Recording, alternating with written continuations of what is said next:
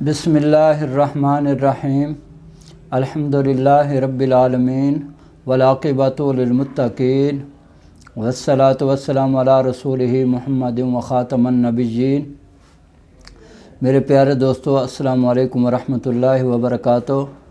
آج میں جس بیماری کے بارے میں بات کر رہا ہوں وہ ہے خدر۔ خدر کی بیماری یعنی اس میں ہاتھ پاؤں کا سن ہو جانا، اس میں اعضاء سن ہونے لگتے ہیں۔ یہ بیماری کب ہوتی ہے اور کیوں ہوتی ہے اور کس چیز کھانے سے یہ ہوتی ہے؟ یہ بیماری خاص طور پہ اس وقت ہوتی ہے جب کوئی بھی بندہ بلغمی چیزیں کھاتا ہے، جیسے چاول ہو گئے، کھیر ہو گئی اور اسی طرح کی مٹھائیاں ہو گئیں، اور جیسے جیسے یہ بلغمی چیزیں کھاتا جاتا ہے مریض کا خون جو ہے وہ گاڑھا ہوتا جاتا ہے۔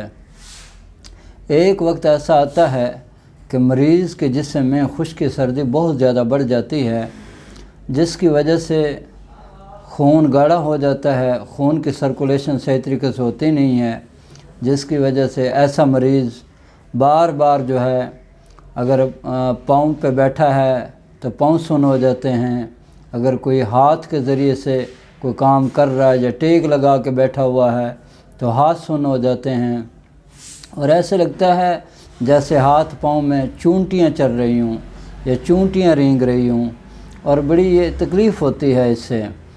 تو اس سے چھٹکارا پانے کے لیے، اس سے نجات پانے کے لیے جو میں مریضوں کو استعمال کرواتا ہوں دوائی، وہ اس طرح سے ہے کہ آپ نے سب سے پہلے یہ نسخہ استعمال کرنا ہے۔ صبح شام لونگ 10 گرام لیں گے، دار چینی 30 گرام لیں گے، جلوتری 20 گرام لیں گے، مصبر جو ہے وہ 50 گرام لیں گے۔ 1000 ملی گرام کا کیپسول آپ نے بھر لینا ہے۔ صبح شام ایک کیپسول ہمراہ پانی استعمال کرنا ہے، اور یہ یاد رہے کہ کھانے کے بعد یہ دوائی استعمال کرنی ہے، خالی پیٹ نہیں استعمال کرنے۔ اور اس کے ساتھ پنسار سے جوارش جعلی نوس ملتی ہے، وہ آپ نے دن کے وقت چھوٹی آدھی چمچ استعمال کرنی ہے۔ اور اس کے ساتھ ہی آپ جوارش کمونی لے لیں گے، وہ چھوٹی آدھی چمچ رات سوتے وقت پانی کے ساتھ استعمال کرنی ہے۔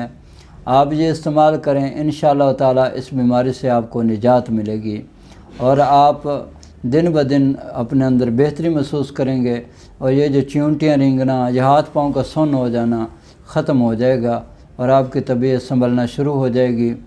اب میری آخر پہ دعا ہے کہ اللہ تعالیٰ آپ کو، مجھے اور پوری دنیا کے تمام مسلمانوں کو دنیا اور آخرت کے تمام سعادتیں اور بھلائیاں نصیب فرمائے، صحت والی، سلامتی والی، عافیت والی، برکتوں والی زندگی نصیب فرمائے۔ آمین۔ وآخر دعوانا ان الحمدللہ رب العالمین۔